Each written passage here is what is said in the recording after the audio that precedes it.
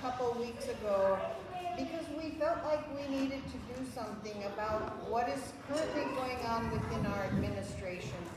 And a lot of us had fears about what's going on with our administration, and we felt like we just couldn't just sit back and let it happen.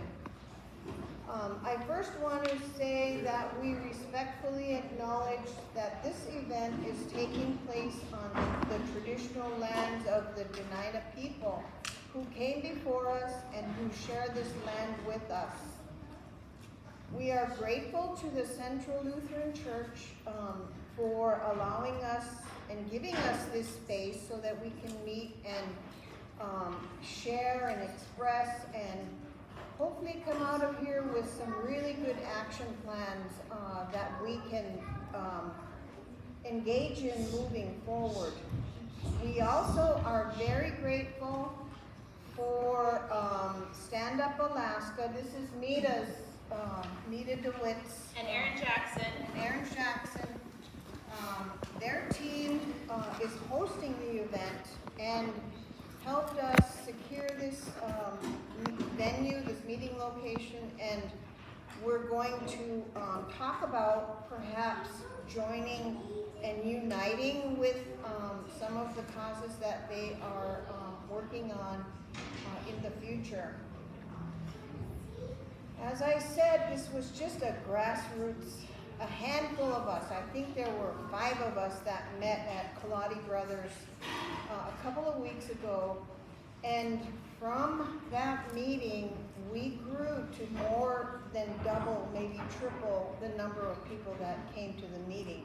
And we decided, well, we can't wait. We have to do something. We have to inform. We have to express how we feel, and we have to develop plans moving forward.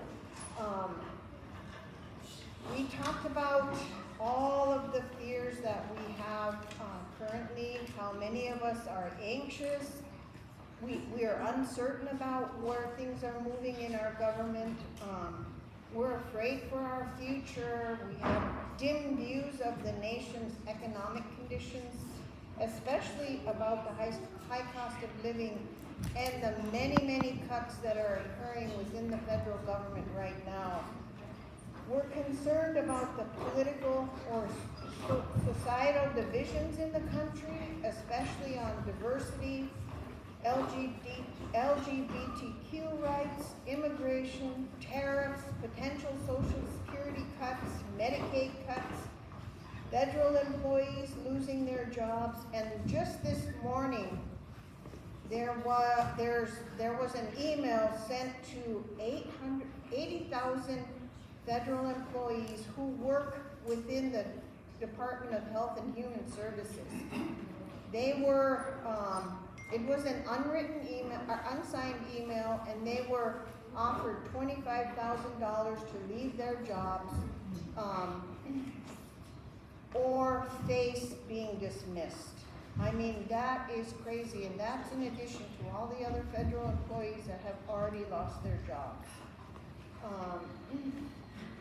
We're worried about the Medicaid cuts affecting our vulnerable population, our elders, our families that are separated because of substance use disorders, alcohol abuse, neglect of their children, and because of the Medicaid cuts, our families can't get the treatment they need.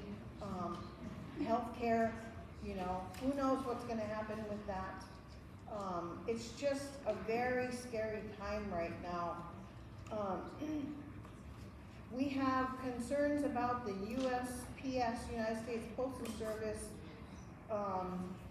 being cut or privatized because many of our villages, the people in the villages rely on bypass mail, and what's going to happen with that now?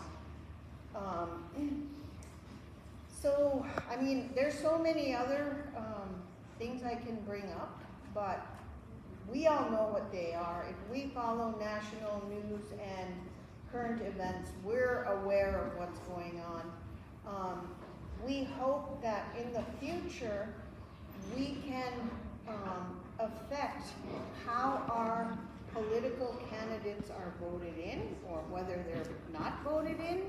We want to be able to inform not just, people here in our urban areas, but we want to make a big push to inform people in the villages about,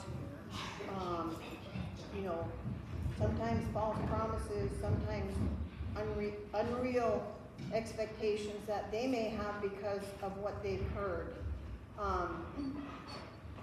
Today you'll hear from speakers who we hope will raise awareness and address challenges on immigration, human and equal rights, veterans' concerns, human experiences, and governmental affairs.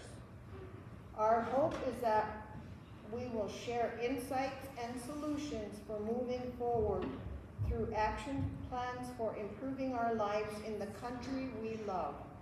And we want you to keep an open mind and help us come up with ideas and ways to move forward in this effort. We have to unite, we have to stand up, we have to do something. We cannot continue with the status quo, and every day it gets scarier and scarier. So thank you for coming. We're very grateful you're here. And I'm going to turn it over to Nita now to continue with our program.